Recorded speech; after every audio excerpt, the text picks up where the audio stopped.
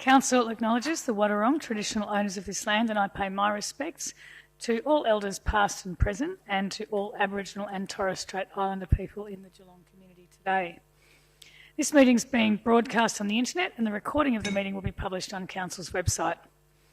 Good evening everybody and welcome to our second Council meeting of 2021, and a particularly warm welcome to the members of the community who've joined us here in the chamber tonight. Thank you for coming along, and we are really looking forward to taking some of your questions shortly. Thanks also to everybody watching from live stream from home. If you're interested in attending a meeting in future in person, you can register your interest. We need to do registrations to follow the COVID restrictions. So you can register your interest by calling 5272 5272 or visiting the Council meetings page on our website. And we are still, of course, governed by COVID restrictions, so the capacity remains limited. We do have to wear masks unless we're speaking on the microphone, but we would love to see more people come and join us here and also ask questions. So let's begin the meeting. We have a number of important matters on the agenda tonight, and I know that councillors will be keen to speak to every item, but we do try and limit the time as we are all in the room together, so I will be asking everybody to strictly adhere to the time limits, as you all do so faithfully every time we meet. Now, we have an apology this evening from Councillor Contell. Do I have any other apologies to note? I don't think so. Are there any requests for leaves of absence from any of the councillors? No. And do we have any declarations of conflict of interest relating to tonight's agenda? No. If any conflicts do arise tonight, just let me know as we're going through. I need a mover and seconder to confirm the minutes of the last council meeting held on the 2nd of February 2021. Moved Councillor Sullivan, seconded Councillor Grisbeck. Thank you. All those in favour? Carried. Thank you. And of course the next agenda item is public question and submission time, and it's specifically available for questions and submissions rather than as a forum for discussion. So will remind you that we won't be getting into a Q&A on topics. You just raise your question and it will be answered by one of the officers here. And our policy provides for each person addressing the council to speak for 3 minutes. My microphone seems to be coming in and out, sorry. And questions and submissions provided in writing prior to the meeting will be considered first. And we do have a list, and after that everyone in the gallery will be given an opportunity to ask a question or to make a submission. And for those who registered for the gallery and are in attendance tonight, I'll invite you up shortly to ask your question. It's also important to note that all the councillors do read every question that has been sent in. And for tonight's meeting, we've received questions from 5 community members. One we've had from Tegan about the wetlands Armstrong Creek, one from Angela Mangan about the Geelong West development, one from John Varikios about better bike connections, one from Terry Fahey about dogs on Ocean Grove Beach, and one from Monica Winston about the climate change response plan. And a written response will be provided to those community members who aren't able to attend tonight's meeting. And may I have a show of hands of those in the gallery whose name I just read out? Do we have anyone? Lovely, thank you. I would like to invite you up first because your question is here first. So please come on up. And as you come up to the table, if you could just let us know your name, that would be fantastic.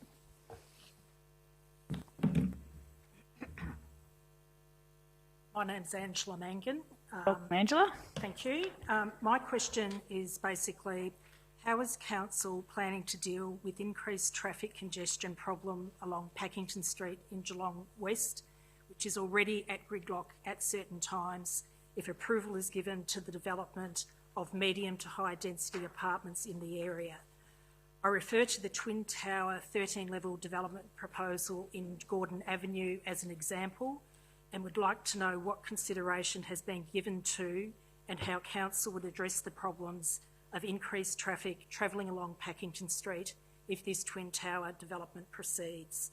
Related to this, how will Council prevent the residential and often narrow side streets running off Packington Street from becoming rat-run alternatives as traffic gridlock worsens, as there was evidence of this occurring during January when traffic came to a standstill on Packington Street at many times? Great, thank you for your questions, Angela. I will throw to Gareth Smith, our Director of Development, Planning and Design. Thanks, Gareth.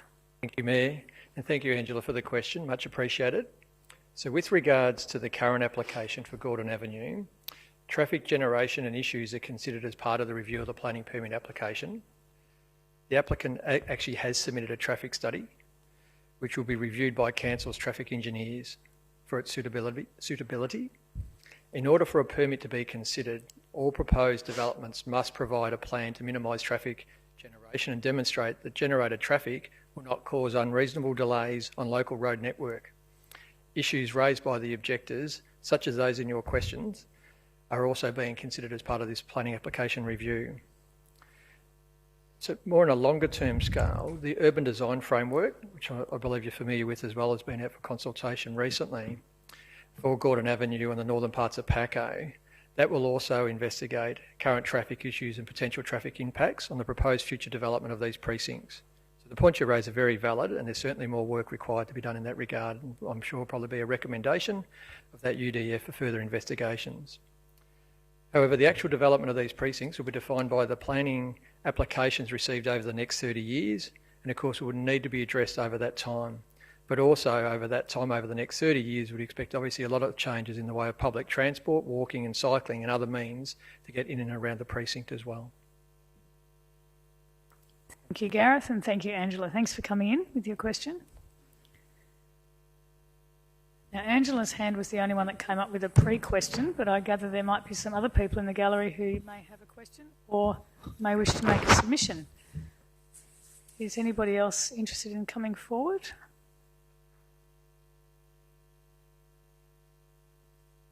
That was a very short question and answer session. Okay, thank you. Do we have any petitions to be tabled tonight? Nope, doesn't seem to be. Okay, so we move straight into this section B, which is the reports. And the first item is the Northern Aquatic and Community Hub, federal funding opportunities. This is to be moved by Councillor Aitken and seconded by Councillor Grisbeck. Thank you, Councillor Aitken. Thank you.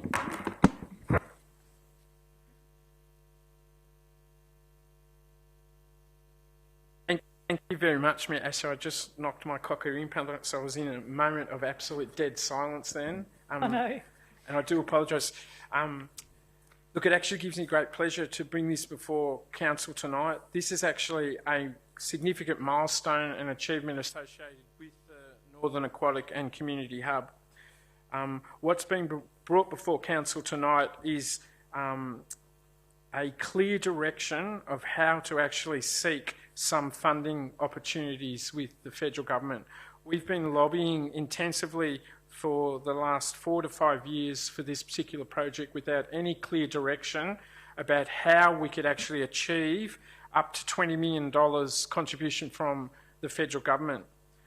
I'm really pleased tonight that we have an option presented before us, and that option is that a commitment of $8.26 million can be allocated by the City of Greater Geelong to this project.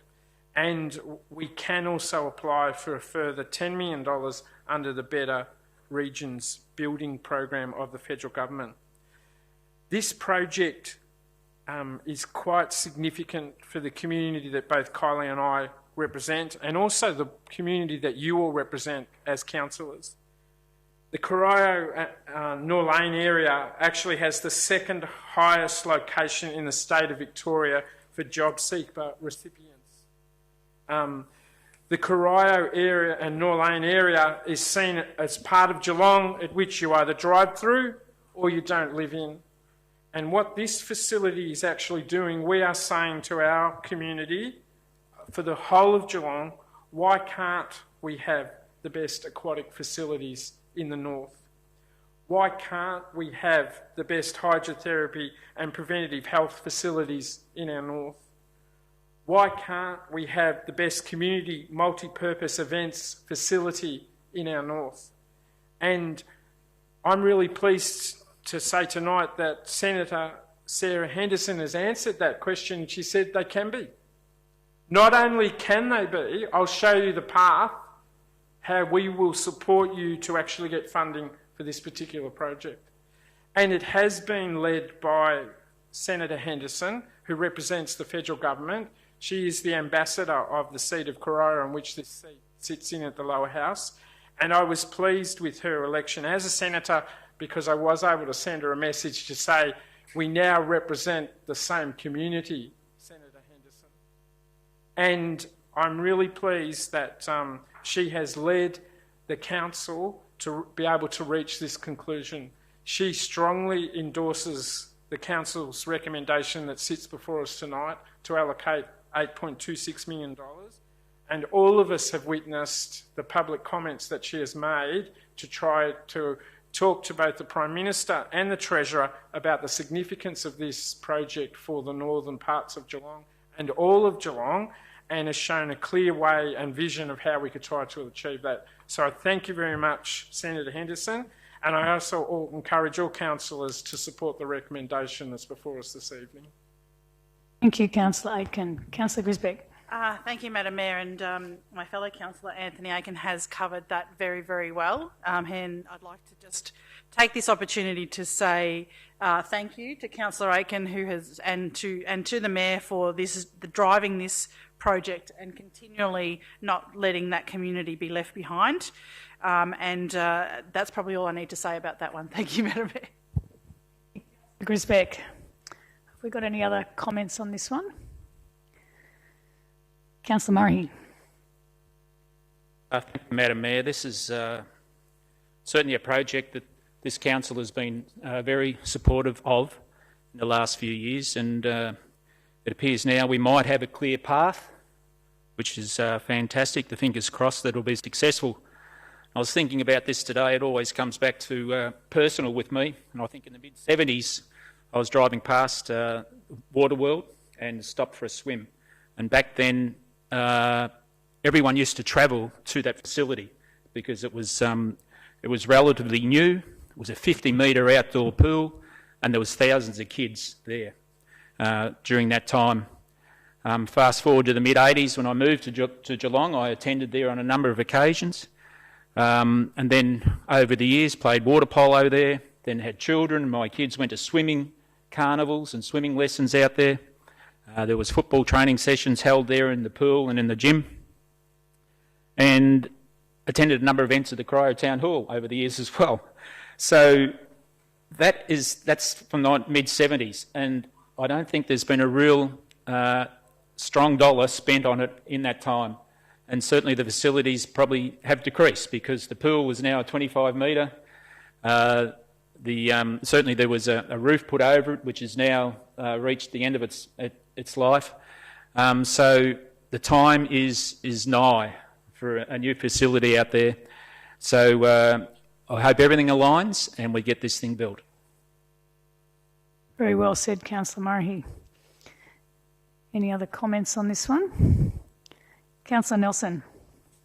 Thank you, Madam Mayor. I just wanted to reiterate what Councillor Murray had said, that I hope the worlds align. I really do hope the state government comes forth and puts up at least $20 million so that we can get this our number one project funded. And it's good to see Sarah Henderson championing this project, and it's good that she's advocating for the North. I think it's great. Councillor Nelson. Councillor Harwood.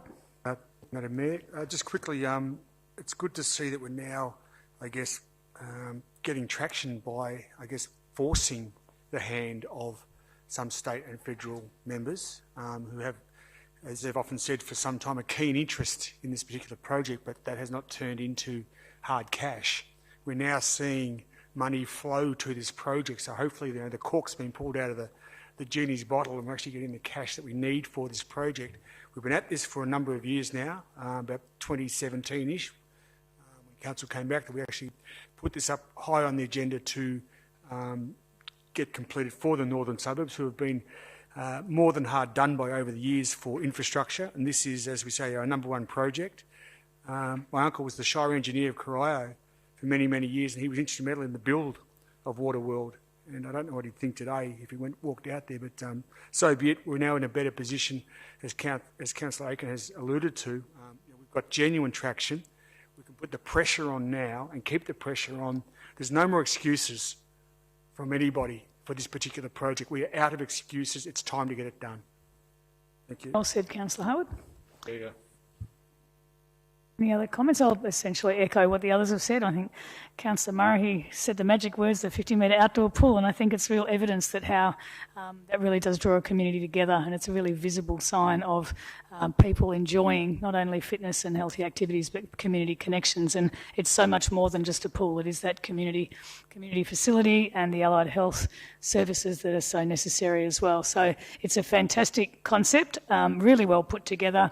Thank you very much to Senator Sarah Henderson. She, I think, is the patron senator for a number of regions, but she clearly recognises that the Greater Geelong region is special, and certainly that the northern suburbs is in need of this facility and some infrastructure cash, as Councillor Harwood says. So yes, fully supportive of this. It's really great that the city officers have also come behind it, and the other councillors have supported putting hard cash towards this as well. So it's a great project. It is absolutely our flagship, and I look forward to supporting this motion. Councillor Aitken to close. Thank you very much, Mayor. I should look around and thank all the words of support that the councillors have actually given this. So I'm presuming that it will be unanimous in terms of the vote. Look, we're not across the line yet. We do have to continue our lobbying and advocacy work and support both Senator Henderson in particular to try to get the additional $10 million. And importantly, we have to support our local, state Labor government members, and led by the local member John Aaron, to assist him with his advocacy work to be able to get this across the line. What I do want to share with the community, it's actually been really good the last couple of weeks in the advocacy process because we're actually working together. We have a Liberal National Party federal government that is trying to work with us. We have a Labor state government that is trying to work with us. And the three tiers of government are actually working together for the benefit of a local community and broader community. And it's actually been good to do that. And I hope that if this project is successful in getting state support and federal support, and we do start construction, it will have a significant impact in terms of the immediate community during construction. And we all know the significant impact it's going to have on the health and wellbeing and the capacity of this council to be able to address longer term issues associated with that immediate community in the northern suburbs. So thank you very much. Yeah. Very well done, Councillor Aitken, and for all your efforts too. You've been very persistent and passionate about this. So we'll put this one to the vote. All those in favour? Those against? Carried. Okay, item 2 is the Barwin Heads Village Park dog orders. I'll be moving this one, and Councillor Sullivan will second. This situation came about as a result of a decision actually back in 2018 to meet the request of the Equestrian Centre in Lara at Elko Park, and in that location it was preferred that dogs were better not to be around in the vicinity of the park used by the horses. And this decision was then applied to the whole region, banning dogs essentially from equestrian areas without really understanding the local context in other places.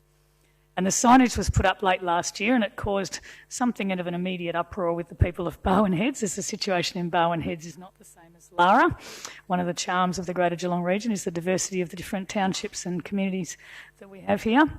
And the Pony Club also operates far less frequently in Barwin Heads, only once every month or so. And the majority of users of those pony paddocks are actually people walking their dogs off leash. I nearly said golden retrievers then, but I'll just leave it as dogs.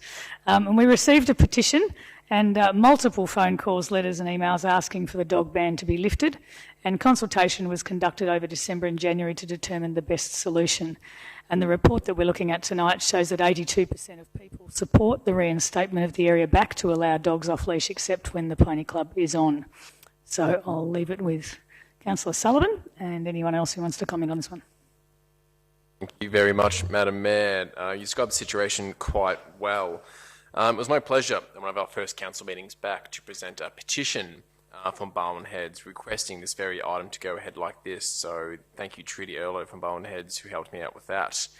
One of the most fantastic parts about this is that this facility is a council area, it's council open land. But not only is this great for dog users and the general community to be able to access this area in other times, but it comes underlined with our priorities of multi-using our areas, getting the best value for dollar we can for all ratepayers in the community. An important part of this, though, is that the engagement with the Barwin Heads and District Pony Club, they determined themselves that the potential impacts of changed dog controls and their use was minimal. They were very happy for this area to be used when they're not using it for dogs off-leashed areas. And with 96.3% of respondents to many of the signatures agreed that this would be a fantastic off-leash site as well. So happy to second the motion on that one, Madam Mayor. Councillor Sullivan. Any other comments on this agenda item? Councillor Grisbeck. And just further to your comments, Madam Mayor, around this is not a blanket approach across the whole of the City of Greater Geelong, and it is an example of the difference between communities across our municipality. We are a microcosm of all communities and all types of land, etc., that we have across this. So we have beaches, we have parks, we have equestrians, we have rural, all the things. So I think what we're saying is that a blanket approach sometimes doesn't work in the City of Greater Geelong. We have to be site specific, and this is a good call out by the community and yourselves as ward councillors to make this change. So yes, people out at Lara would not like to have dogs in the equestrian venue. Thank you, Councillor Grisbeck. We all do speak up for our communities. Any other comments on this one? Okay, it is actually a really great outcome for the community who've been left with very few places to walk dogs in Barwin Heads and Ocean Grove. As a resident of that area myself, I have feedback given to me daily about the madness of the decision to ban dogs from beaches during the day for 5 months of the year.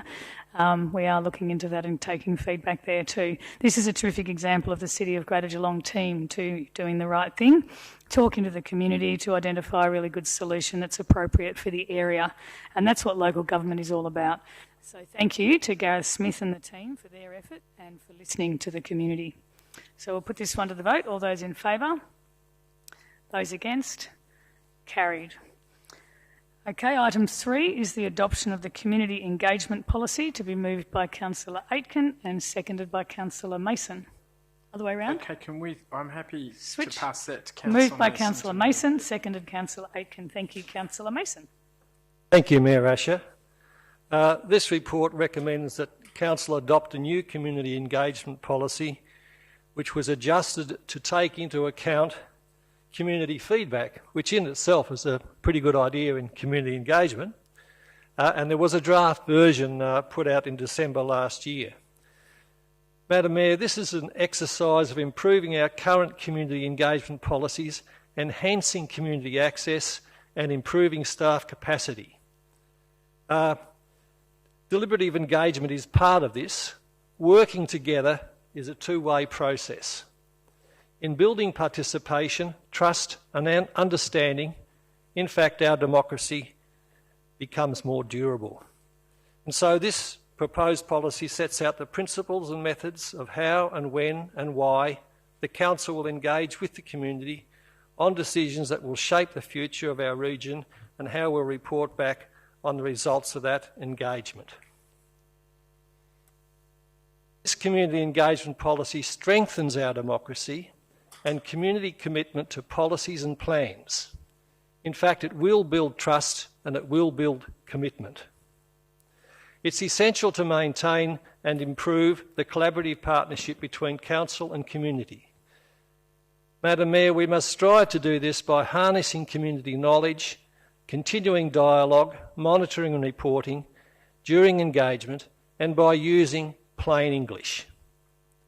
Exchange of information also builds deeper understanding of issues and demonstrates that all aspects of an issue are in fact taken into account. And this policy meets those needs and requirements. It also requires further staff training in community engagement, more use of advisory committees, and further review and bold transformation. Madam Mayor, there are quite a lot of examples of how the community inputs have been taken into account. I'll only mention a couple. As Chair of Aboriginal Affairs, I was really pleased to see strong feedback supporting treaty and self-determination and the need to establish appropriate, meaningful and more formalised arrangements for engagement with First Nations people. I've already mentioned plain English, and making a stronger commitment to engaging the community members who face barriers to participation through abilities, language, cultural differences, care responsibilities or other factors. So it's really, this policy does focus on making sure that there is broad-based engagement. Well said, Councillor Mason. Thank you. Councillor Aitken. Thank you very much, Mayor Asher, and I do apologise. The protocol is normally that the chair of the portfolio does move it, but this is actually about community engagement, and one of the principles is it's actually good to hear other voices, and if I move everything that's under my portfolio, I seem to be moving half of the agenda every single week, and we have a council meeting. So I was happy to be able to display that to the deputy of the Community Engagement Committee. Look, this is actually a legislative requirement, which was quite fascinating. It hasn't been previous to that. The new Local Government Act actually says that every council has to adopt a community engagement policy, and that's certainly what we're doing. What was encouraging after the first feedback that we received was that a general overall theme was that we were trying to control community engagement, where the principle should be to encourage community engagement. And I think that I congratulate the officers who wrote the original policy position that they've made adjustments to try to reflect that, yes, we do support the principle that we do want to encourage the community to participate in the decision-making process that we have as councillors and as officers of the City of Greater Geelong.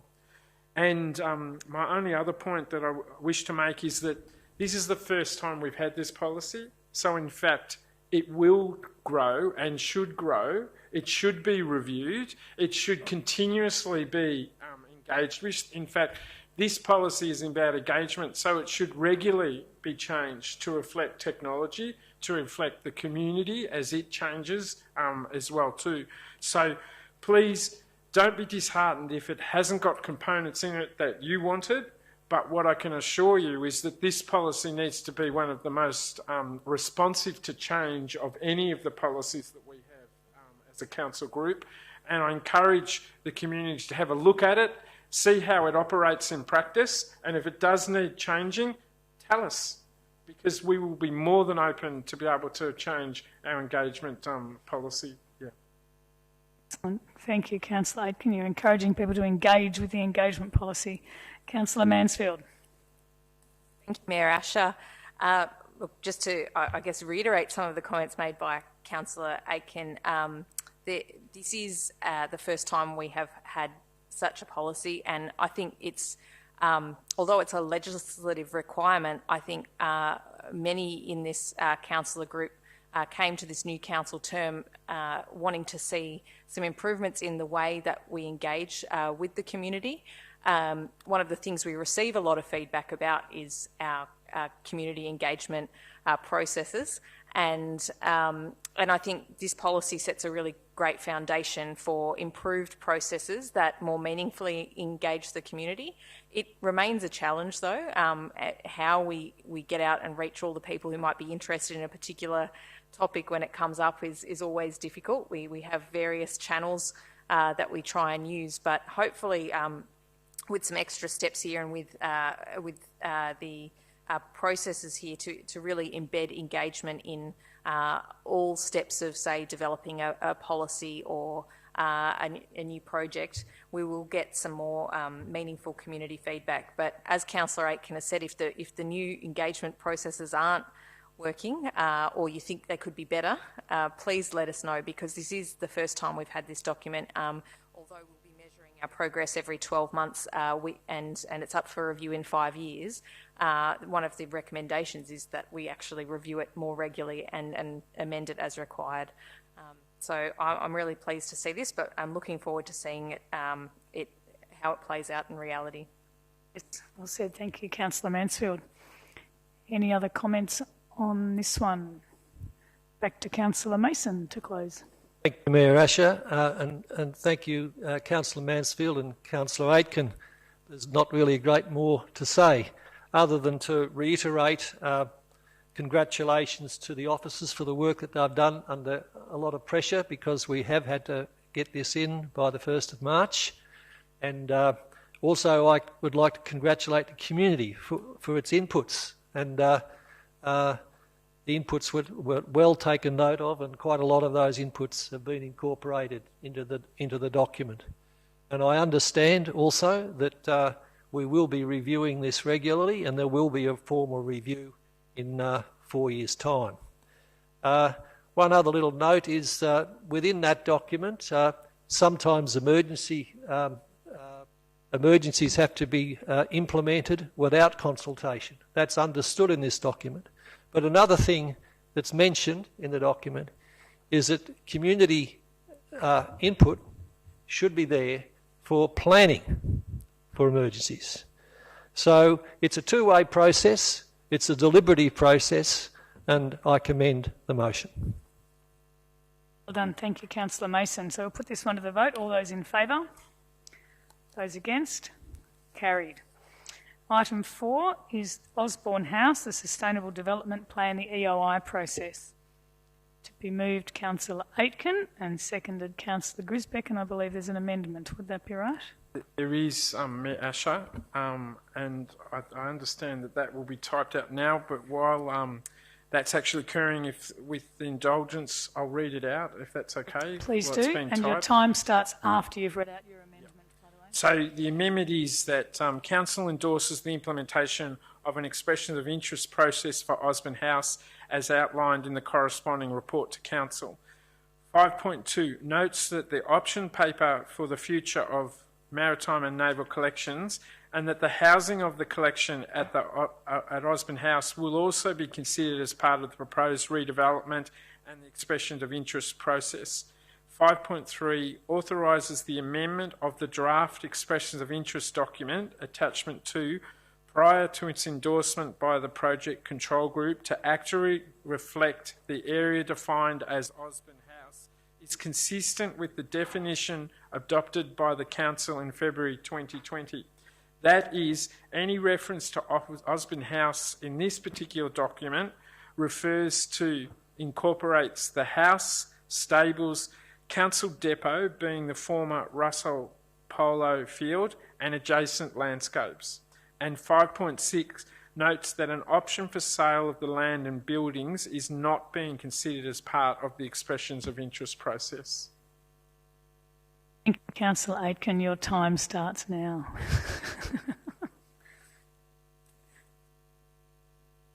Did I have a second? I do apologise. Yes, you do. Yep. You did have a seconder.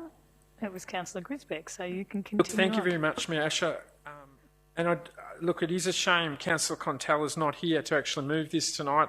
Councillor Contell and I have been joined at the hip in relation to this particular issue since our re-election in 2017. Heritage assets are a challenge. We know that in Geelong because we were so overwhelmed with the challenge we sold the jail. We were so overwhelmed with the challenge that we sold the post office. But heritage assets also provide immense opportunities. And this particular asset provides an unrivalled opportunity in the city of Greater Geelong. The Osborne House site, which incorporates the house itself, the stables, the polo field and the adjacent areas in front of it, actually is the most significant landscape that actually sits on Corio Bay. That's why it was a former governor's house for Victoria. That's why the Navy chose it to actually be the first submarine facility in Australia. That's why it was chosen by former local government authorities to be its headquarters. That's why it was chosen by the former Harbour Trust to actually be its headquarters for a period of time as well too. The opportunity that site gives us is exactly what we're trying to explore tonight. What we're attempting to do is that we have now developed principles about that site, and those principles include that the house and lands must remain in public ownership. We support a mix of community, public and commercial uses to be considered at that site. The expression of interest opportunity gives us a market test for that actual principle. And what the values that we have as well too is that we recognise that our First Nations people have actually had a significant investment in that site as well too. And we now will explore that during this expression of interest stage. And importantly, the future development of this particular site must adhere to the Conservation Management Plan from Lovell and Chen in 2009. So we are actually trying to take the opportunity of this significant heritage asset and actually create a sustainable future for that site location and the buildings that are comprised within it.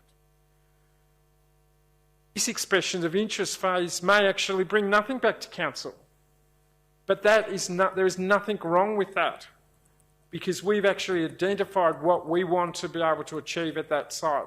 But what would be better for the sustainability of this precinct is if we can find a partner that could actually work with us and actually understand the principles that we have about this site location and actually partner us to ensure the sustainability of this site and location for future generations in Geelong. So I encourage entrepreneurial and interested individuals and also interested community groups that wish to look at the expression of interest process and bring forward their best ideas and views and visions to partner with the City of Greater Geelong to reach this facility to reach its full potential. Thank you. Thank you, Councillor Aitken. Councillor Grisbeck. Thank you, Mayor Asher. And as Councillor Aitken has said in this report, the council, this is for council to approve this is for council to approve the organisation to undertake the expression of interest process, seeking the parties that are interested to work with the city to redevelop Osborne House and the stables in North Geelong. I have spoken with Councillor Contel over the last week, and just recently when he realised that he was unable to be here tonight, tied up with work commitments, and he would have loved to have been here to hear this debate, and I'm sure he will be watching this on live stream or the reruns of it tomorrow. Councillor Aitken has given us the brief history about this lovely old building, and since being a councillor, I've had many groups speak to me about the history, the love of this space and the opportunities that are open for this building and the surrounds. And I think we are right in saying that we really need a mix of both the community, the public, and the commercial uses that should be considered in this debate. I think we as City of Greater Geelong need to realise that we value positions like this, we value buildings like this, and they should be protected and celebrated, including our First Nations heritage of that site. So this is a great step in the next iteration of what Osborne House might be in the future.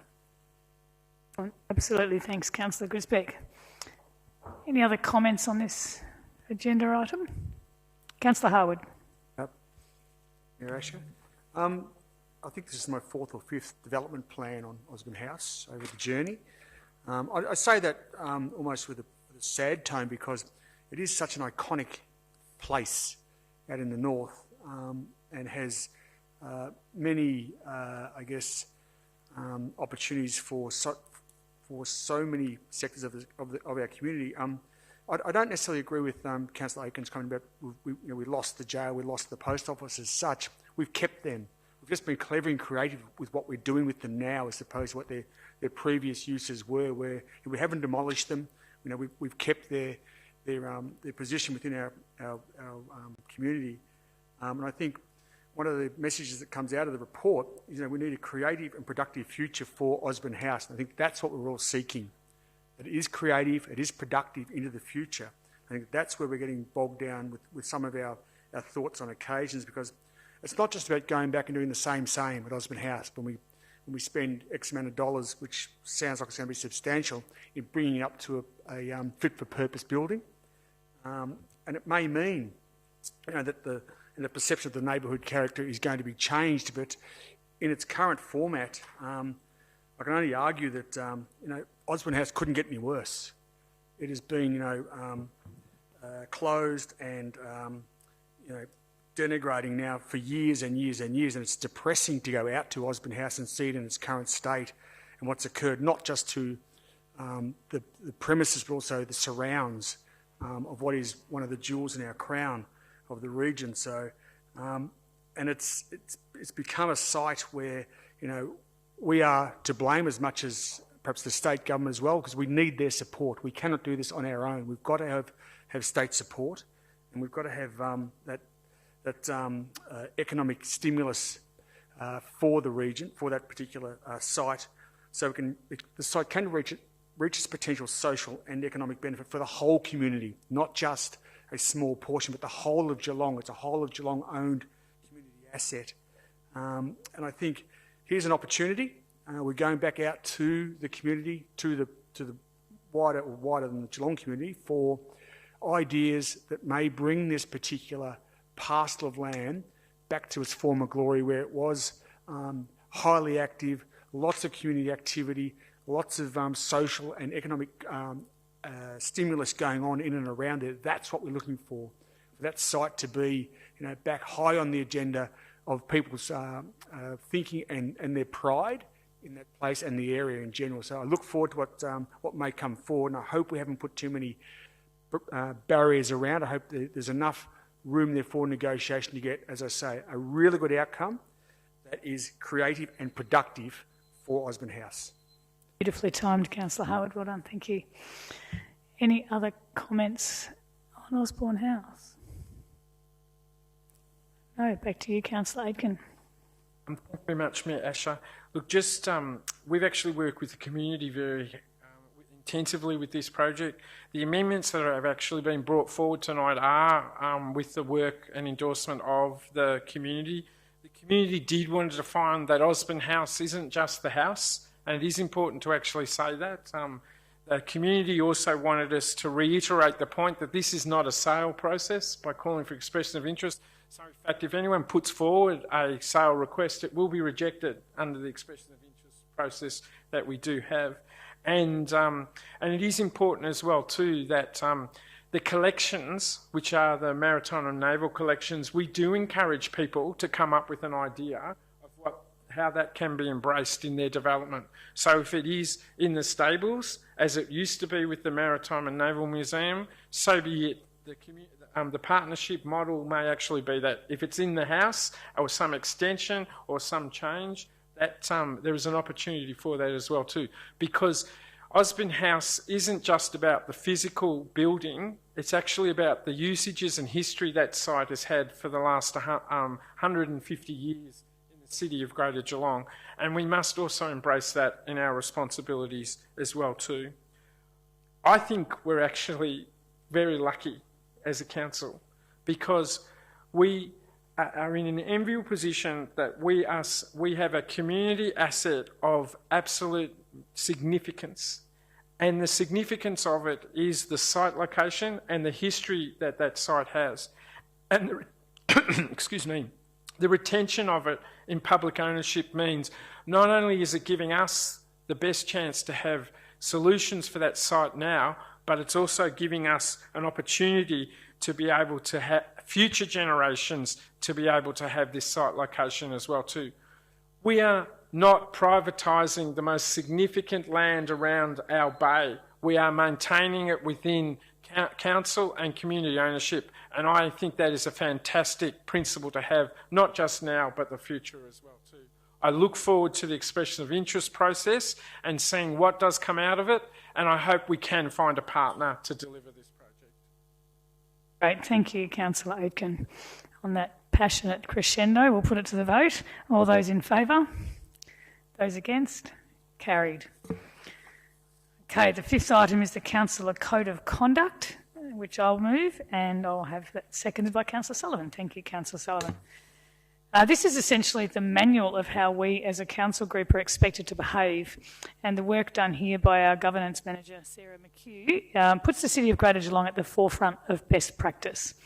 Sarah's taken the proposed model document according to the Local Government Act 2020 and including all the reform measures, and in my view, Sarah's improved the logic and the flow and also tailored it for our needs here at the City of Greater Geelong. Not necessarily the most riveting of reads unless you're a governance tragic, but it does contain what we need to know and what we must abide by as councillors. I've been through every line of this document and I congratulate Sarah on her work. We discussed the finer points and Sarah always provided very well considered explanations and answers to my questions as well. And she took on nearly all of my suggestions. So we've ended up with what I believe to be a very high quality document. I will let the other councillors talk to this after Councillor Sullivan's had his say. Thank you, Madam Mayor. And for many of us who are governance tragics, it is a riveting read, I might add. Quite correct, though. This is meeting the requirements of the new Local Government Act 2020.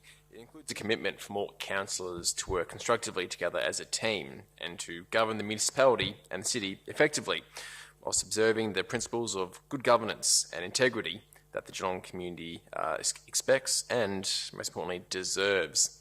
Now, in line with the new Act and regulations, 5 standards of conduct replace the former code's primary principles of conduct.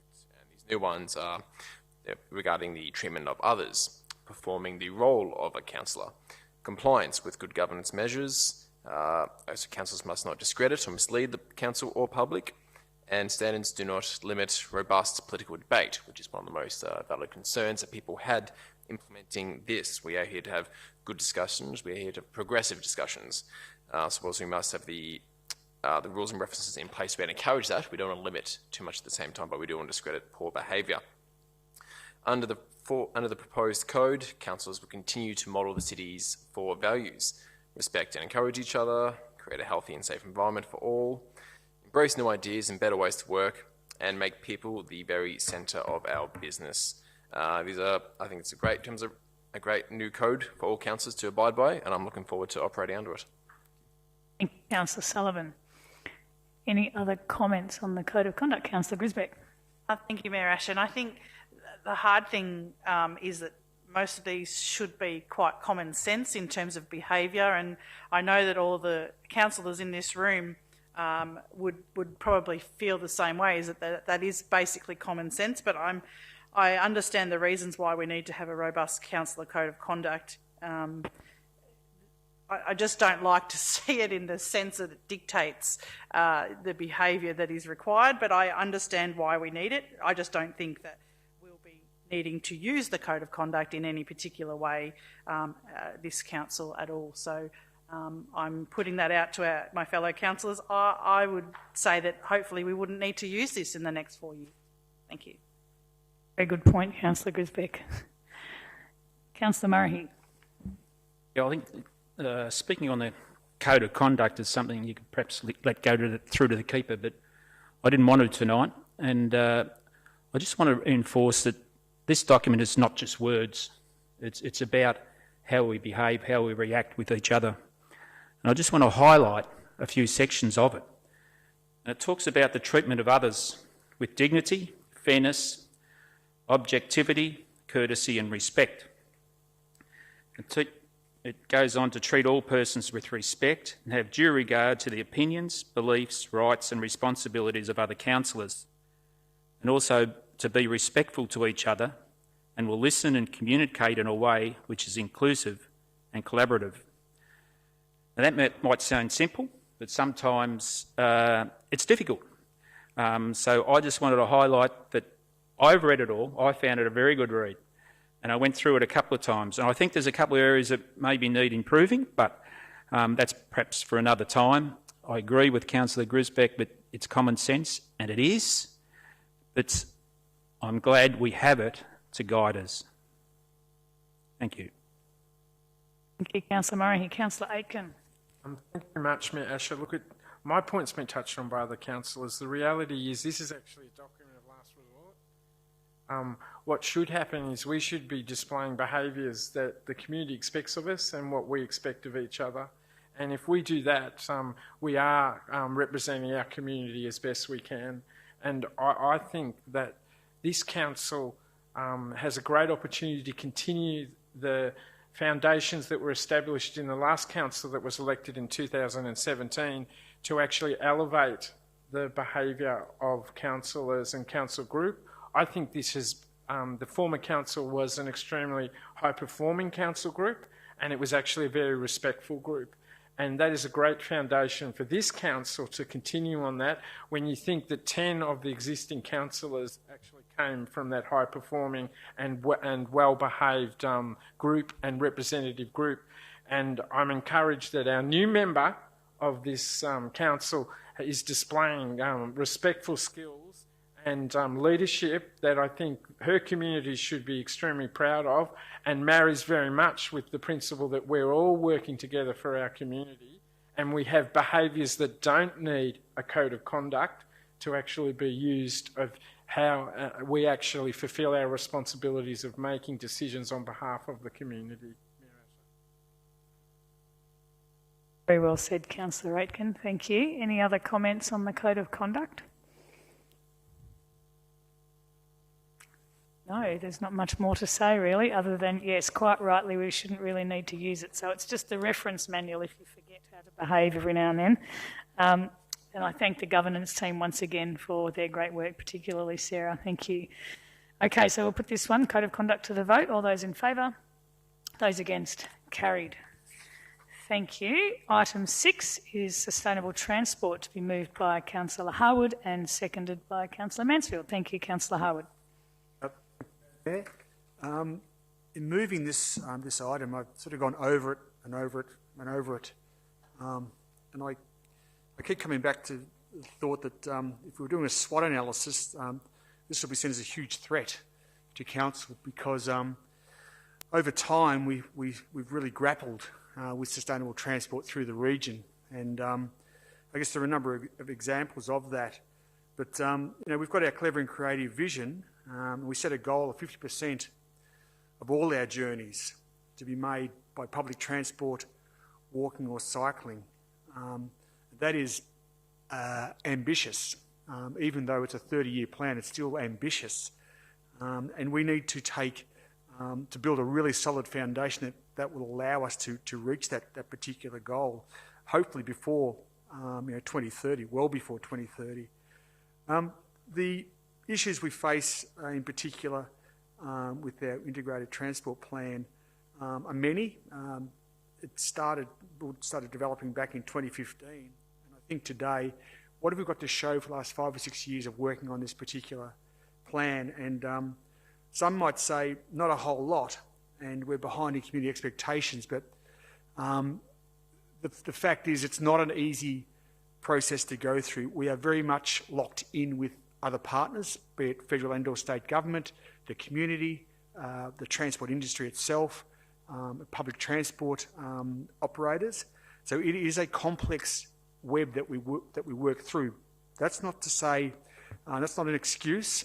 That's just the facts. It's up to us to unravel the blockers and start to get better results for the community. Because ultimately, one of Geelong's greatest assets is its connectivity, getting around Geelong. I was spending far too much time in Melbourne in recent times, and I just feel the threat of Geelong becoming like Melbourne, not on the same scale, but with the same problems of connectivity, of getting around, taking the kids to school, going and visit family and friends, going to watch, coming to the CBD to watch an event or go to sporting events or whatever it might be. We just seem to be spending far greater time getting somewhere as opposed to enjoying what our environment has to offer. The report itself, again, goes on to try and outline how we're going to address the future. The timing couldn't be better. We've got a federal election coming up. We've got a state election on the back end of that. So now is the time for us to have our particular projects and our narrative, as they say, shovel ready. We're not going to be able to have everything 100% shovel ready. It's not what council, not a position council can get into. But what we can do is say, this is where we're at, this is what we need, and this is what the community are demanding of us. And then to get the support from the other externals, whether it's higher levels of government and or the transport industry operatives, to come in behind us and help with getting these things developed. It's an interesting point made by the officers in relation to stating that they believe they're under-resourced in this area with staff. So I think that is a red light to us as councillors. We're in budget discussions.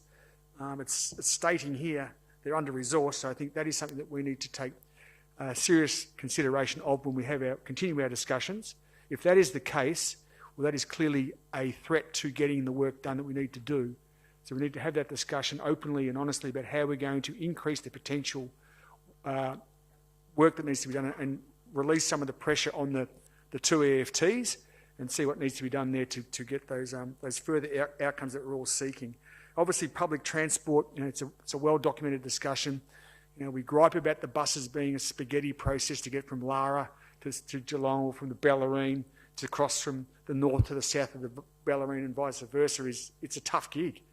And it's unreasonable to expect our young people and people who rely on the bus service to use it, because it's just not a good system that gives them confidence of being able to move around relatively with a better timetable for them. At the moment, it's pretty tough to do that. The rail system, we know we're running at 140%, Geelong to Melbourne, and it's hurting us. It's a constant moaning we get from our transport users. And obviously our shared trails, which is one of our key platforms of this council, is shared trails in and around the whole region, in particular coming in and out of the CBD, in particular moving around the Bellarine, in particular moving around the trails we've got and connecting them around to again connect the whole region. We've got a lot of work to do, but now is the time to put the pressure on. Thank you. Well said, Councillor Harwood. Councillor Mansfield. I'll reserve my right. Okay, sure. Any other comments on sustainable transport? Councillor Grisbeck. Thank you, Madam Mayor, and I can't help but comment and probably drop the mic point, but we really need to, as Councillor Harwood has said, to understand what the future looks like for Geelong. That could be, trackless trams. It could be mini rail, monorail. It could be anything that we look at in terms of the future. And I think cycling, walking and public transport are really important pieces for a community to progress and to be really livable. So I'm really pleased that we're requesting that we look at the 30-year vision, because this is not just about what we do next year or the year after. This is around the longer-term plan, and this is something that I'm hoping this council can get right and start to implement within our term. Thank you. Thank you, Councillor Grisbeck.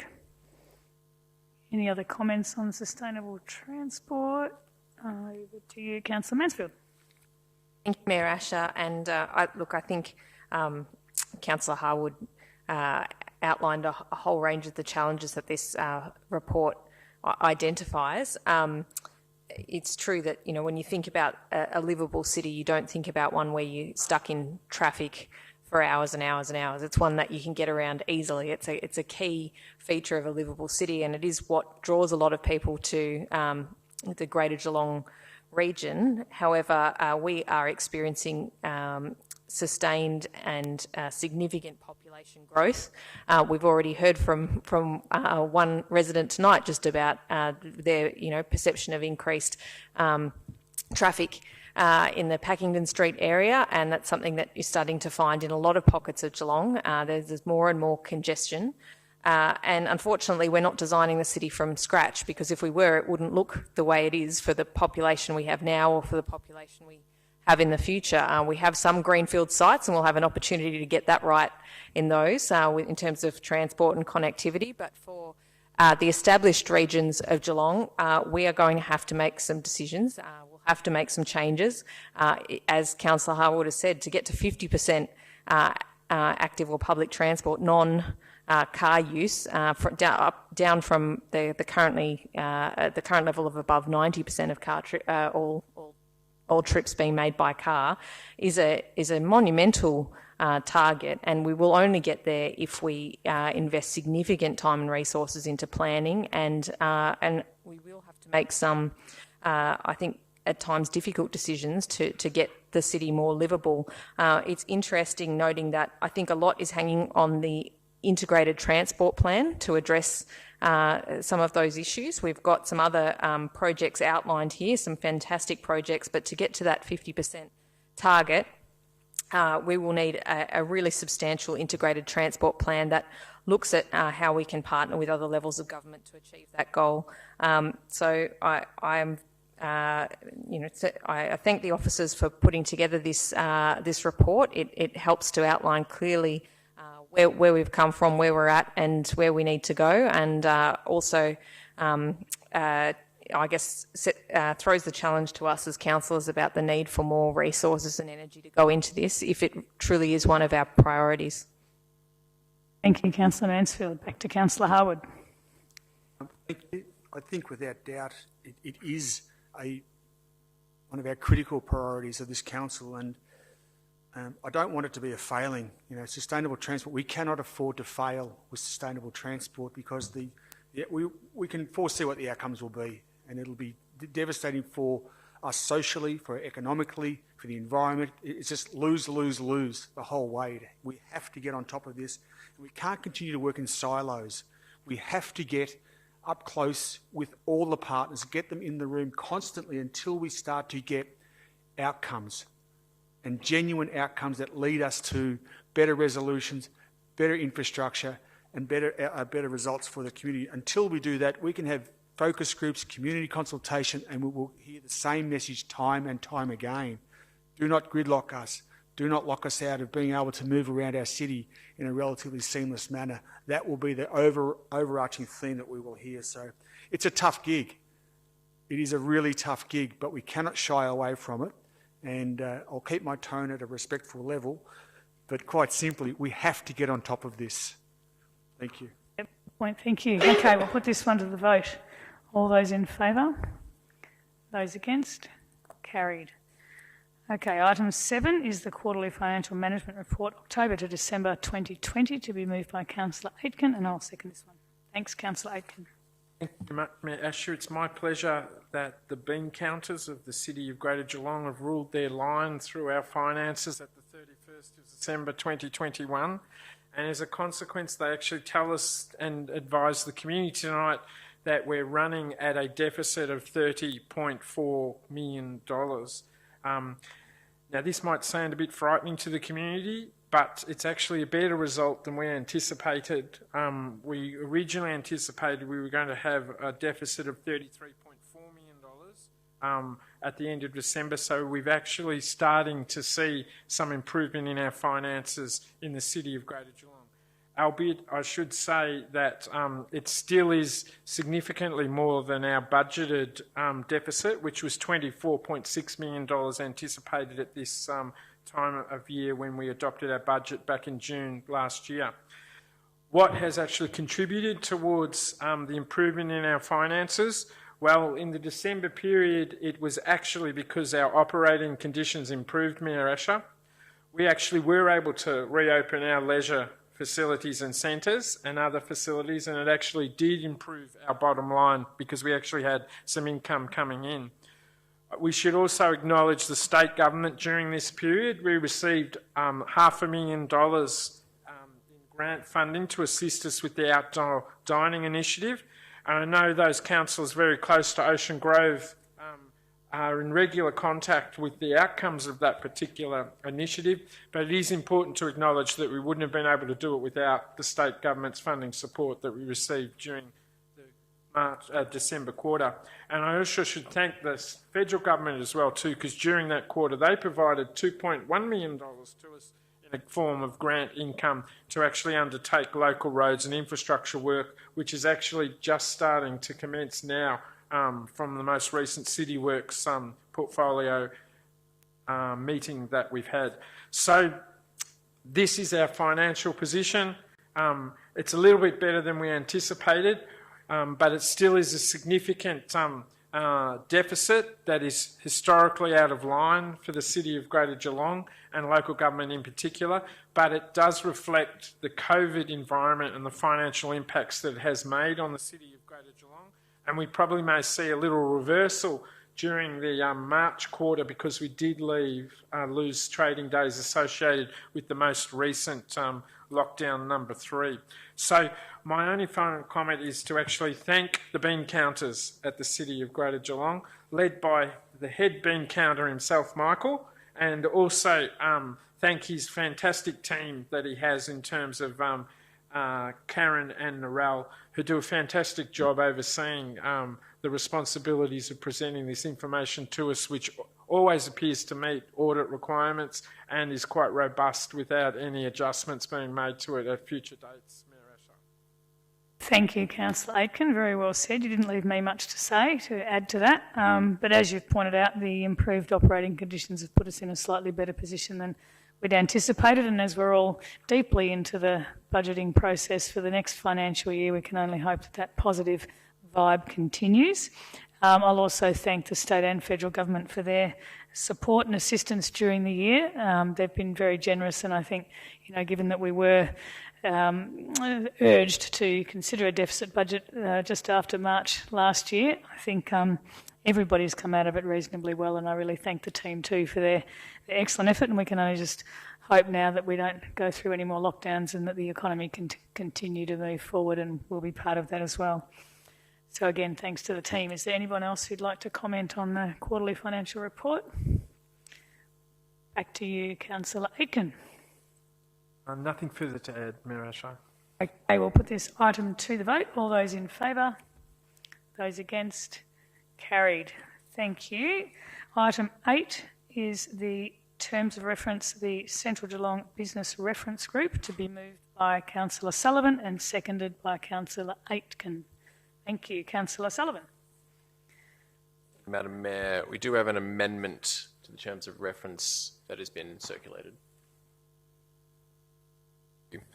I'll just briefly overstate that. I do have an amendment here, which is really an exaggeration to the terms of reference for the Central Geelong Business Reference Group.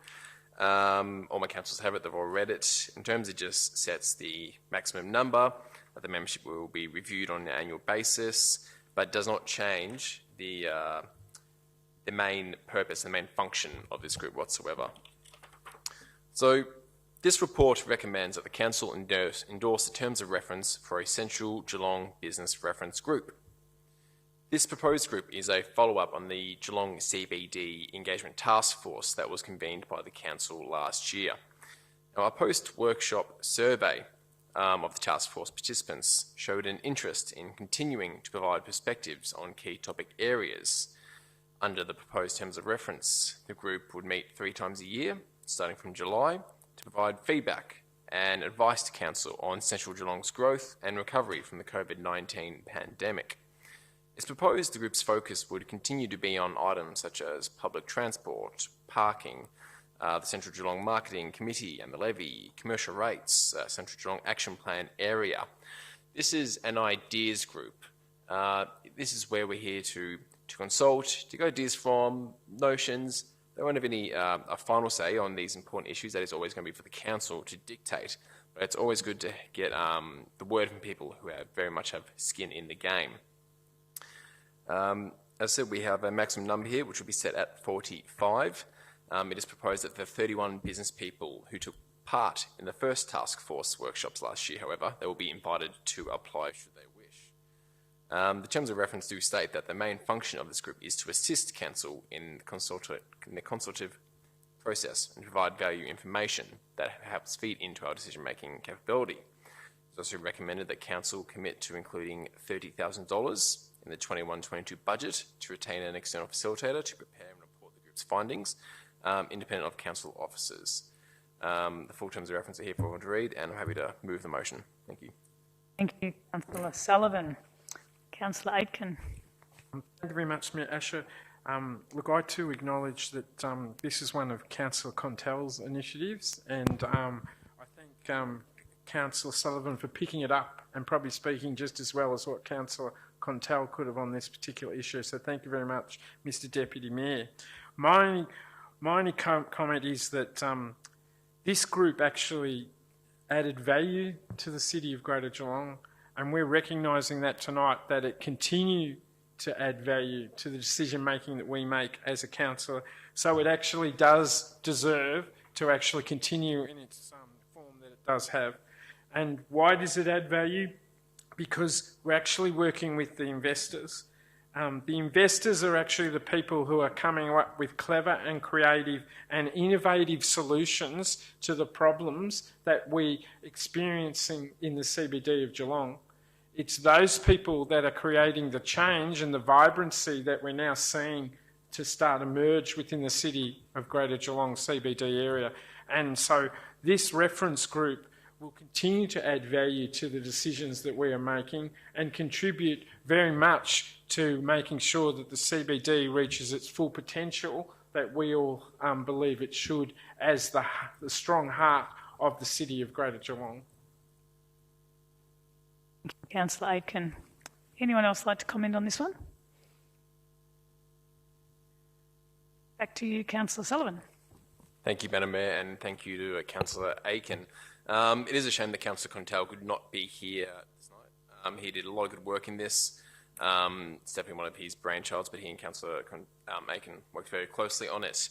I'm glad we can make this a reference group going forward. We can continue to get the benefit out of this group, and I'm looking forward to what advice and ideas come out of it in the future.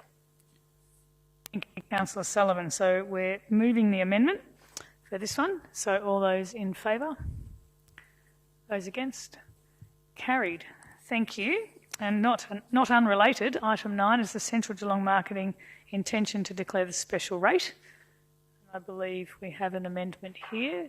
Councillor Murray here to move the amendment and seconded by Councillor Sullivan. Thank you. Part of the recommendation, if we go down to 9.4. Roll down to 9.4.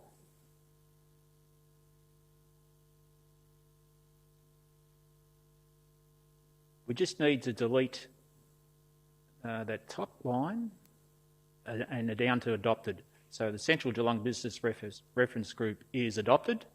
We can delete that because it has just been adopted. But it refer. The order of appearance was reversed. Yeah. So, yeah.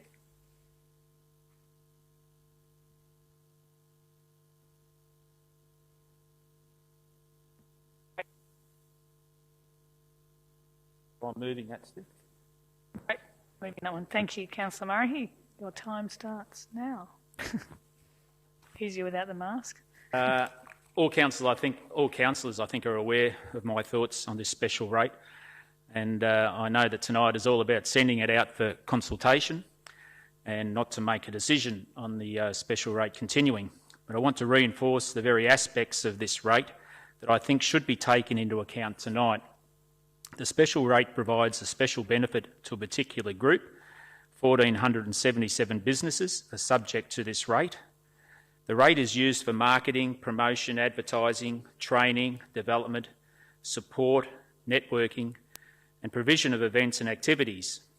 It encourages the development of commercial trade by increasing visitation to Central Geelong and spending at Central Geelong businesses through events and activities. This in turn certainly enhances Central Geelong as a vibrant focus for the region. There was a survey taken where 95% of those who visited Central Geelong did so to participate in a Central Geelong marketing event. 90% enjoyed the vibrancy in Central Geelong. 93% of people feel safe participating in a Central Geelong event. And 78% of the people feel the events help connect them to the community. Of course, the flagship events conducted by the Central Geelong Marketing are Christmas in Geelong program, Storyfest and school holiday programs, the sidewalk sales, and award-winning Tastes of Central Geelong. And that's just to name a few. But the prime measure of the impact of the levy is the total economic output and return on investment. And over the last 5 years, the Central Geelong Marketing has provided an average of $15.90 to $1 and a total economic output of $26.7 million as at the 1st of July of last year. And based on REM plan modelling, this equates to 415 long-term jobs and 557,000 attendees at key events. So very impressive numbers. Attracting people back into the CBD is more important than ever, and at a time which is so critical to these businesses, this is what these programs do. Just to finish, I just want to strongly emphasise this. The special rate should not be connected to the commercial rate debate. This is an entirely different rate to deliver specific events and should be assessed independently by Council based on its substantial merits. Madam Mayor. Thank you, Councillor Murray. Councillor Sullivan. Thank you, Madam Mayor, and thank you, Councillor Murray. He's expressed and summed up what Central Geelong Marketing do and what they do very well, and no one knows it better than the man who's been a delegate for 3-4 years now at the head of that fantastic committee. Now, what we really have here is it's all about the intention to declare a special rate. That is how the Central Geelong Marketing is funded, and this works off a 5-year schedule. Without a council resolution to consider a further 5-year special rate program or alternate recurrent funding, the current 5-year special rate charge would end on the 30th of June 2021, which would mean immediately that all the Central Geelong Marketing's activities would cease straight away.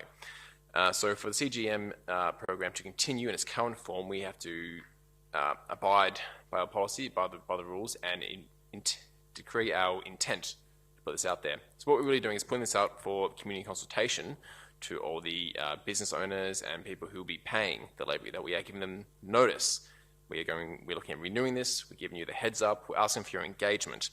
And I welcome the amendment to give it to the Central Geelong Task Force, well, not the Task Force anymore, sorry, I misspoke, the reference group as of a few minutes ago. This is a key thing of part of the CBD, and so further consultation often never goes astray. So looking forward to get the feedback here. We'll put this up for consultation for passes at the moment, and then it'll come back to Council for us to decide further down. Thank you. Thank you, Councillor Sullivan. Anyone else want to comment on this one? Councillor Harwood? Yep. Councillor Harwood first. I jumped the gun there. I think a couple of really important comments have been made thus far, in particular about the ROI on the levy, the return on investment has been articulated. There's been surveys have shown us there's a very high customer satisfaction in relation to the work that's done, especially since COVID has been with us. It's been a critical part of keeping the CBD, I guess, uppermost in people's minds about coming in to support the CBD traders. The traders support it, but they are reluctant to pay. Maybe that's part of the puzzle that we haven't addressed in a manner where, for example, with the actual rate notice goes out with to the landlord with the rates as such. Perhaps we need to look at a different system of billing to perhaps differentiate really where this money is coming from and where it's going. So I guess that's a discussion to be had. But and sometimes we hear about comparisons between Paco and Warren Ponds, etc., about this particular marketing fee. But you can't compare the outlying commercial precincts to a CBD, in particular the second largest city in Victoria. It is a much different experience to come into the CBD of Geelong for what it offers in relation to medical precincts, legal precincts, and the shopping experience itself. It's an entirely different experience that you get. And I think if we were to consider, perhaps we put this work out to consultants to do, to promoting our CBD, clearly the cost would be 2, 3, 4 times, pick a number, more expensive than what we currently spend at this point in time. And as we've touched on, we're already getting really good value for money. So it stacks up as a cheap and cost-effective method of supporting the CBD and promoting it and getting that return back compared to potential alternatives. And my final comment, I guess, is if we didn't have a special rate and charge, that would have a significant impact on our CBD and what it would look like from a marketing, from a promotional perspective. And it might be that I respectfully say that if that was the case, the then maybe we do look at car parking fees to help supplement that support that the CBD would need if we were to consider removing the special rate. But anyway, it's out for consultation. We'll take more advice and comment. But I don't think this particular issue isn't going to lay down quietly. I would suggest there's going to be much to be said by many people, which we need to take on board and get a result that is a good compromise and good for Geelong and the CBD. Thank you, Councillor Harwood. Councillor Mansfield. Thank you, Mayor Asher. Look, this is a topic that, as Councillor Harwood has said, will generate quite a lot of discussion, and I'd encourage businesses to make a submission if this is a topic of interest to them. We certainly appreciate that any special rate it comes with some difficulties in that, or any rates really, different payers of the rates will get different benefits depending on exactly what services they use, and we've had it made clear to us that some businesses benefit more from some of the activities of Central Geelong marketing than others. But look, it's always going to be a difficulty. The challenge will be is if we remove the special rate and charge, and the feedback is that if there's an appetite to continue the work of Central Geelong marketing, that will need to be funded in some way, and we'll have to make other decisions about how to fund that. Questions of equity then arise about marketing activities that focus on Central Geelong only, that are perhaps subsidised by the entire municipality, and so there are other discussions that then arise about, well, you know, what activities do we do in other centres, which are all legitimate questions, but they're things that will arise if we are to change the current funding model. So I'd encourage businesses to have their say on this one, but be mindful that if the appetite is not to continue with a special rate to fund these activities, then the ongoing viability of the program will have to be reviewed, and alternative funding mechanisms debated. So suggestions are also welcome if the submission is being made that they don't want to pay the levy.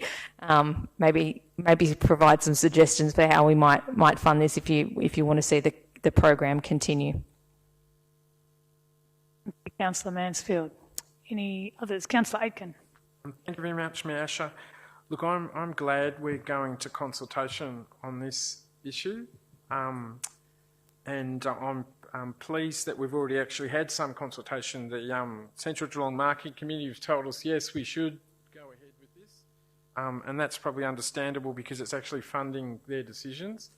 We're going to the people who actually pay this now, potentially pay it, so it'd be really good to get their feedback to actually say, you know, what is it impacting on them? What value do they actually have for this levy? And encouragingly, the amendment that Councillor Murray has actually presented is actually asking us to go to our business reference group to come back to us and actually give us some intentions or influence our decision, because I actually do personally want to be influenced on this particular levy. And the adoption of it. Historically, this levy was devised in the late 1990s because it was believed that the way to attract people to the CBD of Geelong was a marketing issue. You know, so it actually was developed because we said the major problem and an issue was that we need to market to people to get them to be attracted to Geelong. That was now 23 years ago when it was first started to be developed. And I would actually like to get some feedback from the people who actually have to pay it and the business community if that's actually the right thing. What is actually the priority and focus? Is it just marketing that's going to attract people to the CBD of Geelong? And it'd be good to use this consultation process to actually get some value back from those people of what they think about this levy. One of the things I believe is that instead of marketing to try to attract people to the CBD of Geelong, I believe we should be creating a new market in the CBD of Geelong.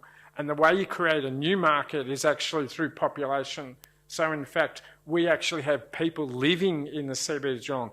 And strategically, we've actually got a decision about that. And that is, we've got our ambition to have 10,000 new residents living within the CBD of Geelong. And maybe what this should be in terms of a levy, possibly it shouldn't be about marketing. Maybe it should be, we should be investing to try to create that new market of 10,000 people coming to live in the CBD of Geelong, because we've been marketing now for over 20 years to attract people to the CBD of Geelong. We've roughly got the same vacancy rates and possibly even lower in terms of vacancy rates in our retail shops that you see within the CBD of Geelong. And I strongly believe the significance is only going to be changed when we create a new market in the CBD of Geelong, and that comes through population growth. So I encourage people to provide their feedback with the channels that we're establishing after tonight for this swing and influence the decision that we make about this particular levy. Points. Thank you, Councillor Aitken. Other comments on this one? No? Back to Councillor Murray to close. Thank all my fellow councillors for their comments, and I didn't quite hear it right, but if Councillor Harwood, did he mention parking? I just had to clarify that. But it's great that now we have it going out for public consultation and the task force will be involved in that. I think the more people it goes out to in relation to the businesses, the better feedback we'll get, and then we'll be able to make a proper decision. But just to finally, I don't know if you all read the report, an independent consultancy report on the effectiveness of Central Geelong marketing, and in the executive summary, the conclusion from the review is that the Central Geelong marketing program is very effective. It represents the gold standard for Main Street Centre management, marketing and business development programs in terms of best practice in Australia. It's one of the most productive special rate programs and is frequently being referred to and commented on by other organisations across Victoria and other parts of the country. So I'll leave on that. We'll send it out and we'll wait to see what comes back. Thank you, Lovely. Madam Mayor. Thank you, Councillor Murray. Okay, I'll put this one to the vote. All those in favour? Those against? Carried. Item 10 is the proposed partial road discontinuance and sale abutting 248 Kilgore Street, Geelong, to be moved by Councillor Murray and seconded by Councillor Mansfield. Thank you, Councillor Murray. Ooh, put me on the hop there, Madam Mayor. But I haven't got my notes in front of me, but this is credit to the, what address is it? I'll just, sorry. 248 Kilgore Street. The property owner there saw an opportunity. There was a laneway next to his home that really wasn't used, and it's obviously years and years ago it was a very small laneway. And he approached the council, and we voted on that in December, I think, to send it out for public comment as to about the sale of it. There's been no submissions or no objections to that. So it's come back, and it now is for the CEO to get the papers ready for the sale of that laneway, and credence, I say, to the property owner at 248 Kilgore Street. I think I said last time this came before council, there are probably a lot of laneways around Geelong that may be in the same situation, whether they're dead-end laneways or no longer used or viable or safe. There could be others out there. So if there are, bring them in and we'll have a look at them. But thank you, Madam Mayor. Great, thanks, Councillor Murray. Nice little real estate pitch there. Councillor Mansfield. Thank you, Mayor Asher. Nothing further to add. Great, thank you. Anyone else want to have a comment on this one? It's all yours, Councillor Murray. Thank you. It's all come to me now. I remember looking over fences there one Sunday going back a couple of months, and I couldn't work out which property owner wanted the laneway, but I've worked it out, and a good result. Satisfied your curiosity, that's Yeah, good to hear. Okay, we'll put this one to the vote. All those in favour? Those against? Carried. Item 11 is Station Street, Drysdale, the street and footpath construction SRC 239, the finalisation of the special rates and charges scheme, to be moved by Councillor Mason, seconded by Councillor Sullivan. Thanks, Councillor Mason. Thank you, Mayor Asher. This is to finalise a special charge scheme for road construction works in Station Street, Bridge Street and Crimea Street, Drysdale. This project involved road construction to address complaints over a considerable period of time about the condition of these unsealed roads. Madam Mayor, the majority of property owners supported the simple rural road construction solution to provide safer access for road users. A final step for this decision was made in February 2017, and following opportunities for appeals to VCAT, work officially commenced on the 12th of June 2018 and was completed in September 2018. So this scheme is now finalised and payments according to the actual costs must be made. Madam Mayor, the original estimated cost was $313,000, but the works, since having been completed, the total works total cost of the works was $468,000 or thereabouts, plus another $253,000 funded by the city for additional related works. So the total cost of the project ended up being $721,000. The good news is the total cost to the 47 property owners has totals now $273,098. And if you want to average that out, it comes out to about $5,000 average. Of course, there are some pay a lot less than that and some pay more. So ultimately, property owners can nominate a payment plan if there's any hardship perceived or in reality, and further details about the payment plan and how to access the hardship policy is outlined in the levy notice sent to all affected property owners. So this finalises a scheme that was established quite some years ago, and I commend the motion. Thank you, Councillor Mason. Very well explained. Councillor Sullivan. Thank you, Madam Mayor, and Councillor Mason has summed it up there quite well. This was a special charge scheme which was not, well, this work has been going on, should I say, not by this council, not the council beforehand, but just before, on the 20th of February 2017. It's fantastic to see these works are finally finished, and there's nothing further to add. Thank you. Councillor Sullivan, anyone else want to comment on this one? I'm thinking it'll be straight back to you, Councillor Mason. Nothing further to add, Mayor Asher. Okay, we'll put this one to the vote. All those in favour? Those against? Carried. Item 12 is Montpellier Drive, Heighton, Street Construction SRC 345, finalisation of scheme, to be moved by Councillor Nelson and seconded by Councillor Harwood. Thanks, Councillor Nelson. Sorry, Madam Mayor. I'm still finding it hard to read with glasses, and I can see the screen, but I can't read my own handwriting without my glasses. So, what does that tell you? This is. I'll go back up to the top. A special rate and charge scheme in Heighton in Montpellier Drive. The development of the scheme was considered as early as 2005 because the real problem about living in Heighton is its walkability. Yes, there's hills, but there's a distinct lack of footpaths and therefore a lack of connectivity. It's really hard to get around. And everyone that knows, that sits around this table, knows how passionate I am about footpaths and crossings and livability of Geelong. So you would think that I was in favour of this. However, I have to say this footpath is on the wrong side of the road. It was brought to council when there were no councillors here. There was a period of administration, so none of us here in this room were responsible, which is a real shame because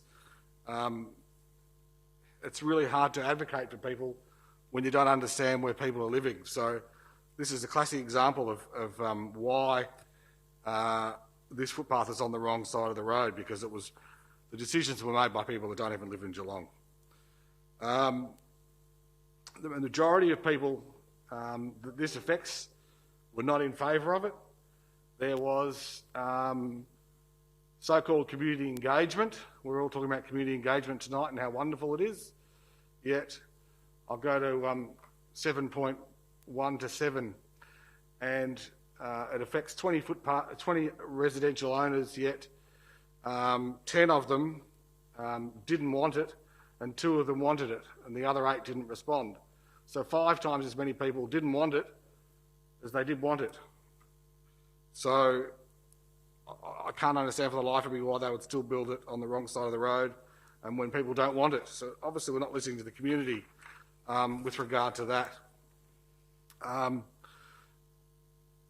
much as I want footpaths, I certainly want them where they're wanted, and it's $48,000, $600,000 total for a special rate and charge scheme across the municipality, which represents less than 1% of our total revenue. I don't think, A, this is the right footpath, and B, I don't even think we should have a special rate and charge scheme. But that's a debate for another time, Madam Mayor. Even reading the report, it says that, and I quote, the project involved footpath construction, Montpellier Drive and Reigate Road, Heighton, to link footpaths in Lansbury Crescent to the north, Cheam Walk and Lamb Hill Crescent to the west, which is actually to the east, and Mount Pleasant Road to the south. Well, thank God that is for the south. I just can't support it. There are just so many things wrong with this report, and I feel sorry for the people of Montpellier Drive that have a footpath that they don't want. And now we have to build one on the other side of the road. Thank you, Councillor Nelson. Councillor Harwood. Nothing further to add. Thank you. Hey, does anybody else want to have a comment on this one? You have an alternative, Councillor Nelson? Okay. I think it's important to admit when we got things wrong, and we got this wrong. Okay. That's it. Okay, rather than discussion, we'll just put this one to the vote, shall we? Okay, all those in... Oh, would you like to close? Ron, would you like to say some more? No, that was it. Councillor Nelson, beautiful, sorry. Okay, we'll put it to the vote. All those in favour? Those against? Okay, the motion is carried. Thank you, Councillor Nelson. Your plea was passionate, but we don't agree with you. Okay, item 13 is Barwin Road Marshall, Street Construction SRC 351, finalisation of the scheme, to be moved by Councillor Harwood and seconded Councillor Maloney. Councillor Harwood. Thank you, Madam Mayor. Again, I guess a bit of the works that I guess the community expect us to do. In this case, it's the roads and the infrastructure that goes in and around curb and channel construction. And this work's been done down in Barwin Road Marshall, which Barwin Road now is one of the main arterial roads through Marshall, and also one of the main connectors around to the Marshall railway station. So this work has been completed, and we're just finishing off with the special rate and charge for the particular properties that are affected therein. Thank you. Thank you, Councillor Harwood. Councillor Maloney. Thank you, Mayor Asher. With the construction now complete, the final cost of the special charge scheme works was $563,089. With the total scheme costing increasing about 63%, the total property owner charges were proposed to be capped at a 9% increase from the declared charge. This means that under the Local Government Act, there is no requirement to formally vary the scheme. It's great to see that this construction is finalised, especially with the footpaths in this area, which will create a safer accessibility and amenity to all in the area. Nothing further. Thank you, Mayor Asher. Great. Thank you, Councillor Maloney. Any comments on this one? Back to Councillor Harwood. Just quickly, I also look forward to a further discussion in the future about special rate and charge fees on our community as to where that might take us, because it is quite a substantial financial impost on some. Not all can pay these amounts easily. There will be some hardships, no doubt. The property does increase in value. We get that back in the COV and the rates, so it's a good discussion to have in the future. Yeah, absolutely. Part of our budget process, in fact. I'll leave that one there. Thank you. Great. Thank you, Councillor Harwood. Okay, we'll put this one to the vote. All those in favour? Those against? Carried. Item 14 is the revocation of flood-prone area designation of the new lots at Armstrong, Mount Dunedin, stages 47A and 65A, to be moved by Councillor Maloney and seconded by Councillor Nelson. Councillor Maloney. Thanks, Mayor Asher. This report recommends that Council revoke the flood-prone area designation on the new lots in stages 47A and 65A of the Armstrong Mount Dunedin estate. It follows internal drainage, road construction and earthworks in the lots in question to contain potential floodwaters within the road and drainage reserves. This is great news for the residents because this means that they will be protected from flooding during a major storm event that has a 1% probability of occurring in any 1 year and occurs on average in 100 years. So that's great news for everybody. Thank you very much. Thank you, Councillor Maloney. Councillor Nelson. Nothing much to add, Madam Mayor, other than I'm just gobsmacked at the amount of stages that Armstrong Creek is growing at. It's just, you go down there, I go down there every other week, and it just keeps growing and growing and growing and getting further and further west. And possibly we'll have to change the industrial to more general res out there because it's just growing so much. Stage 65A, I mean, that's just amazing. So congratulations to all those people down there. Won't have flood insurance on their that levy on their insurance, so it's great news. Thank you, Councillor Maloney, or anyone else want to comment on this flood revocation? I assume not. Councillor Maloney to close. Mayor Asher, as Councillor Nelson has cited, that this will reduce the cost of property insurance for these residents, so it's a really great win for everybody. And it's also important to note that with the increasing changes to our climate, that this potential for flooding has been mitigated, so it's really good to see. Thank you very much. Good point. Okay, we'll put this one to the vote. All those in favour? Those against? Carried.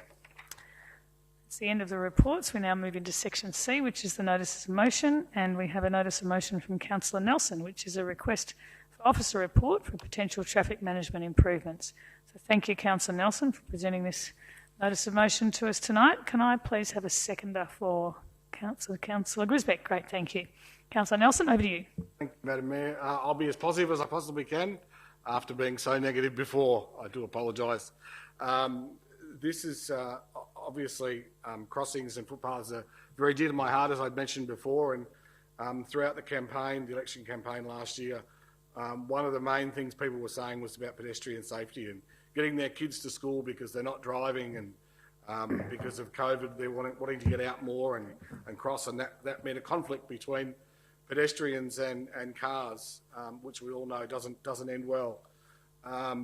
So these are some, not all, of some crossings. I'm looking for the CEO to get some community consultation just to back up my statements to get some crossings at Burdekin Drive, where Christian College is, for all those playing at home and my fellow councillors. Highmont Drive, which is just at the top of Warm Ponds Creek. Councillor Grisbeck was looking at some photos just before of cars that use it as a rat run, and they try and go as fast as they possibly can up the hill. And if we can put a little crossing down the bottom there, a wombat crossing, that'll slow the cars down. So Carter Road is probably the main one. I've been trying for 2 years to get some crossings on Carter Road. It baffles me to understand how engineers and planners would build such a road that's really not safe to cross, and it's hard to explain, but it needs quite a few crossings on it, and it's another rat run in Armstrong Creek. The road is actually quite narrow, and it goes from the Torquay side to the Barwin Heads Road side, and it's just a tiny little bit of road about 800 metres long that goes to the local supermarket and the McDonald's and all that sort of stuff. So it's quite busy, and there's some very concerned residents with kids, as there are a lot of young families down there trying to get across that road, because it also feeds into where the school is, where the primary school and the secondary school, Oberon, is located. So it's a heavily used road by pedestrians, but it's really, really difficult to cross. And I was at a family's home not 2 weeks ago, about this, and they were concerned that they really struggled getting out of their drive, that so much so that they have to try and reverse in when there's no cars around so they can get out fast forwards, and that's just not ideal, you know. That's no way to live. So these are just the first 4, but there's more to come. We spoke about Barwin Road before. That's another for another time, but I just want to get the community on board with this. So as I said before, we really want the community's input. If the CEO can get that for me, that'd be great, and I'm sure that these will come back as Wombat crossings. Thanks, Madam Mayor. Thank you, Councillor Nelson. Councillor Grisbeck. Thank you, Madam Mayor. I will always support a notice of motion in relation to the road safety. You know it's close to my heart, and I was pleased to support Councillor Nelson on this notice of motion. And this notice of motion is really important to say that it's asking the CEO to prepare a process for community consultation. So this is about how can we speak to our community about issues that they're facing, and I'm pleased that Councillor Nelson has brought this through to us to debate in the chamber. This is important for the safety of pedestrians, but it's also important for the safety of those that are using the road, both vehicles, bikes, and any other form of transport that you wish to put in there. I think the potential outcome will depend on the community consultation, and we are all for community consultation here in Geelong, and I'd like to support that this notice of motion that Councillor Nelson has brought before us. Thank you. Councillor Grisbeck. Anyone else? Councillor Murray. Thank you, Madam Mayor. When Councillor Nelson informed the group about these, I was somewhat sceptical about it, and whilst I'm going to support tonight, I still am, because I think, there's been mentioned tonight about the reality of traffic around Geelong. There's rat runs in every suburb, and I think every councillor here could perhaps put 4 or 5 streets here that would be just as legitimate as these ones. So I make that point, and I think when you go out for community consultation, there's real expectation by them, by the community, that these projects may be close to reality. That's how the public, if they're asked about it, they think, well, there's something happening, so maybe this is real. But the process involves an application to Vic Roads. Applications are not always supported by Vic Roads given their strict criteria. Any application, I believe, takes months, and the recent costings on some of these that have appeared from $80,000 to above $120,000. And then if supported, it is added to Future Works program and then competes for budget funding against other projects. So you've got your work stacked against you, for I would say, for these, but I'm supportive of the motion tonight. Thank you, Councillor Murray. Any other comments? Nope. Back to Councillor Nelson to close. Thank you, Madam Mayor, and I thank everyone for their comments. For me, the responsibility of government is for the health and wellbeing of their citizens, and that's federal government, state government and local government. And I'll always fight for the health and wellbeing of my residents.